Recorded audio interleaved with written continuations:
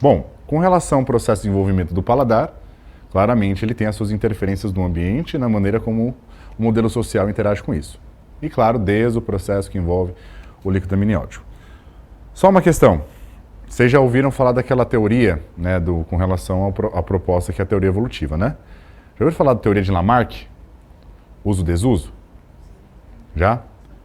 Isso foi, de certa forma, ridicularizado por muito tempo, porque não é pelo uso-desuso que você, de alguma forma, estabelece o processo de geração. Porque o que se pensava nisso? Processo evolutivo, você vai propagando genes para frente, certo? Isso pensando numa alocação genética rígida, fixa. Só que o que hoje tem de estudo dentro do campo da genética? Que está em alta. É a epigenética, certo? Então, qual que é hoje a nossa visão em respeito desse processo? É que na medida que o indivíduo vai interagindo com o ambiente, o organismo interage com o ambiente, alguns processos epigênicos vão acontecendo. Processos de metilação, acetilação, desmetilação, desacetilação, certo? Isso vai mudando um pouco a maneira como o elemento, o epigênio, vai se manifestando. Porque o ponto em questão é a exposição. Você já não tem um gene que determina alguma coisa. Você tem conjuntos de polimorfismo, de nucleotídeo único, que na medida que eles interagem, ocorre o quê? O processo de expressão de acordo com o contexto de interação. Então, hoje, inclusive, o Robert Sapolsky faz uma reflexão muito interessante sobre isso, não é perguntar o que o gene faz, mas sim o que ele faz em determinado contexto. Por isso que não dá para ignorar o ambiente ou o contexto de interação, porque é a partir daí que os seus genes e os elementos epigenéticos vão se expressando para adaptar o sujeito ao ambiente, né? Aí entra a indagação com relação ao nosso ambiente hoje. Ele é um ambiente o quê? Pensando na alimentação. Obesogênico. Bom, o que vocês acham que é a obesidade em relação ao processo de fisiológico que rege o controle do apetite? No obeso, necessariamente sempre vai ter uma disfunção da regulação do apetite e saciedade? Então, aquela história que envolve resistência à leptina, resistência à insulina, é necessariamente um processo de disfuncionalidade? Não, né? Porque partindo desse pressuposto que houvesse uma disfunção genérica em todos os pacientes com obesidade da relação de apetite e saciedade, presumimos que há um estereótipo fixo e rígido baseado num gene, certo? Ou seja, com base numa certa inferência que o estereótipo magro é o estereótipo normal, certo? Isso aí também tem um elemento cultural contraditório dentro do campo científico, inclusive. A questão é, se você está no ambiente obesogênico, ser obeso é o quê? É adaptativo, certo? Pode ter sequelas nesse ambiente? Pode. Porém, qual que é o propósito do aspecto evolutivo da adaptação? É o quê? Sobrevivência do indivíduo.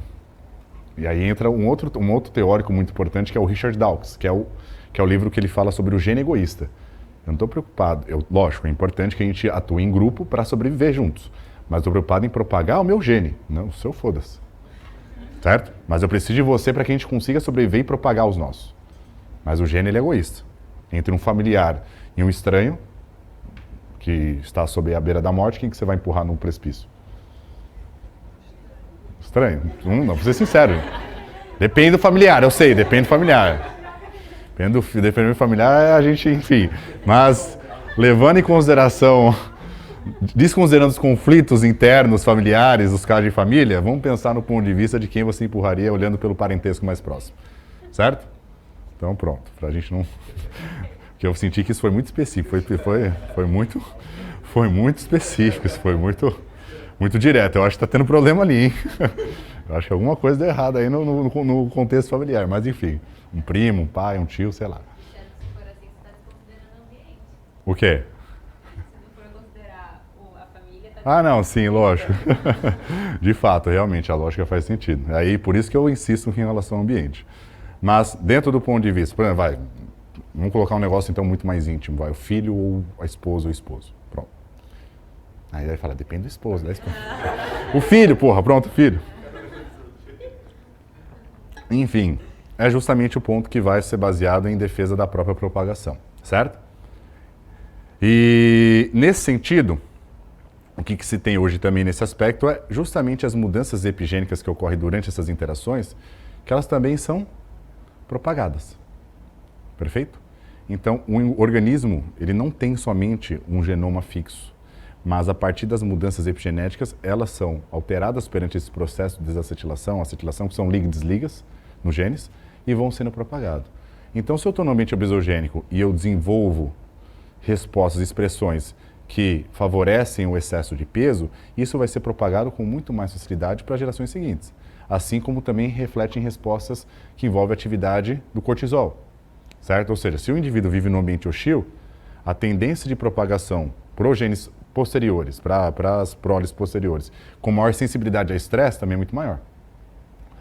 Pensa então uma maior sensibilidade a estresse no ambiente estressor, no ambiente hostil, no ambiente insalubre. A gente considera outros fatores, que aí vem os fatores socioeconômicos também, certo? Que também está relacionado ao ambiente estressor. Com base nisso, onde que eu quero chegar aqui?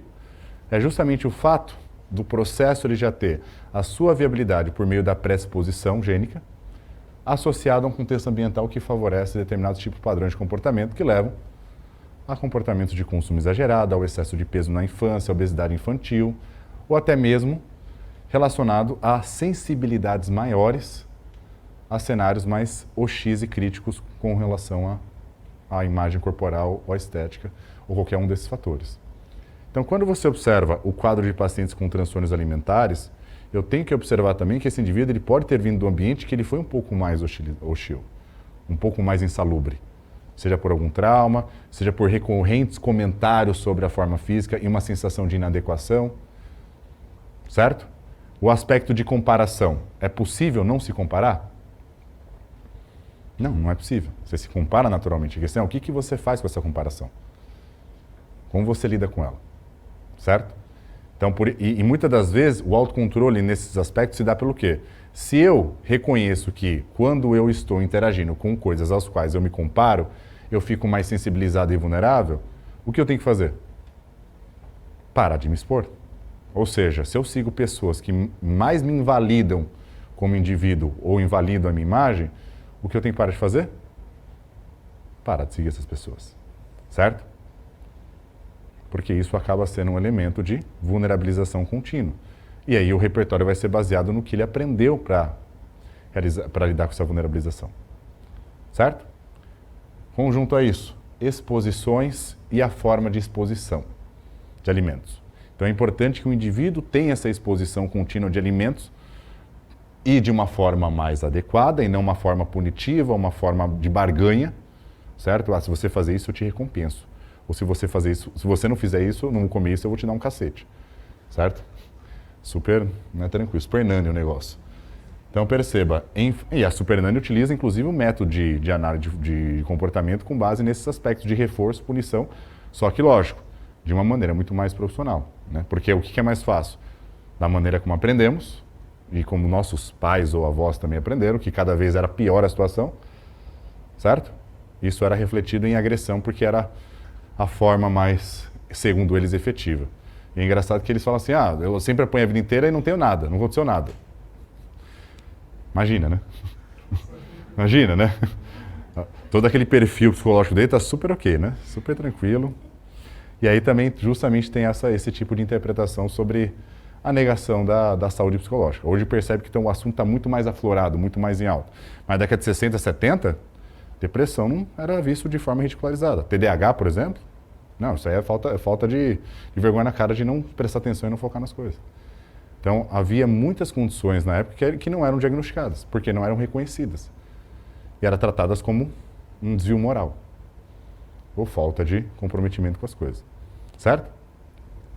Então, com base nisso, né, a forma como você vai desenvolver a criança vai fazer diferença, a própria delegação de responsabilidade emocional de cuidado, enfim, os processos que estão relacionados ao papel de modelação dos pais e como eles vão direcionar esses comportamentos, tá?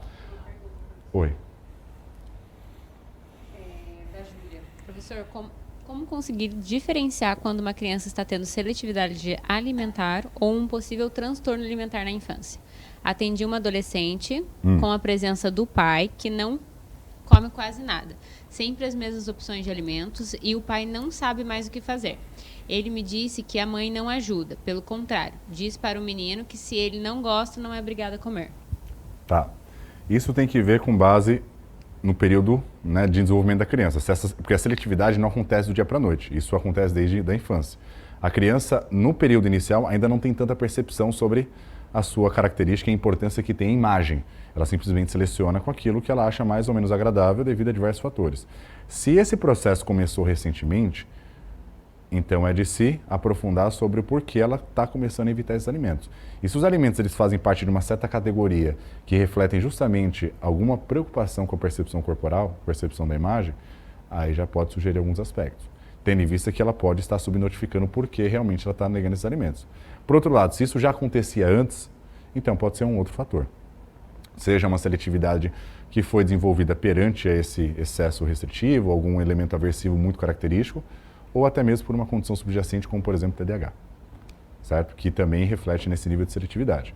Então tem que ver o que está associado a essa evitação do alimento, né? Tem que pesquisar se isso é recente, se isso é de longo prazo, tá? E quais são os alimentos que estão sendo evitados. Então esse processo diagnóstico é importante de aprofundar com o paciente para ver realmente o porquê ele está fazendo isso e de quando ele vem fazendo isso. Ela comentou aqui que acha que não seja um transtorno, mas sim. Ó, o próprio transtorno evitativo restritivo, ele caracteriza esse aspecto de seletividade, mas por outras razões que não sejam relacionadas à imagem, tá? Mas também pode ser relacionado ao próprio TDAH, ou outra condição, ou se não, realmente o paciente teve uma experiência bastante aversiva com aqueles alimentos. É mais a culpa da introdução. Na introdução? Ela está achando que é a culpa da mãe. Então, e aí tem que ver o que ela está restringindo, o quanto ela está restringindo, se isso vai ter algum reflexo nutricional na vida dela. Até a gente tem uma categoria muito ampla de alimentos, aí sim, tem que trabalhar com meios que possam oferecer, né, essa exposição, só que com outras formas de preparo, com outras formas, né, de introdução, com alguns tipos de incentivo.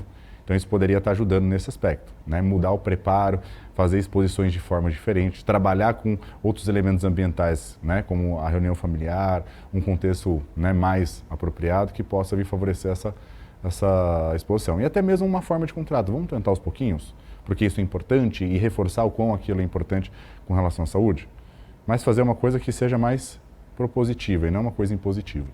Mas eu acho que o tratamento nesse caso não seria nem com a criança, mas com os pais, né? Porque Os se dois. o pai quer que come e a mãe acha que se a criança não quer, tá tudo bem, precisa entender até que ponto isso vale a pena ou não, né? Se não tá tudo bem não comer. Depende do que está sendo restringido e a dimensão disso. Então, se às vezes, eu não quero comer banana, não tem problema nenhum. Agora, eu não quero comer nenhuma fruta, nenhum vegetal. Então, a gente já começa a tentar fazer algumas discussões. Não que isso necessariamente seja um transtorno. Realmente, o paciente pode ter tido um tipo de criação onde os vegetais ele não têm qualquer tipo de relevância para ele e ele não quer de forma alguma, ele não gosta porque tem algum trauma, enfim, qualquer outro elemento. Mas quando isso começa a refletir no aspecto nutricional, não que seja um transtorno, vai identificar se é ou não, independente do que for, tem que ser trabalhado para que isso não acabe resultando em deficiências nutricionais futuras. Aí tem que passar justamente com o terapeuta para avaliar todo esse contexto, porque tá essa briga de torcida, o pai numa forma, a mãe na outra, e a criança tá meio, tô cagando para todo mundo, certo? Então tem que entender o que está acontecendo de fato.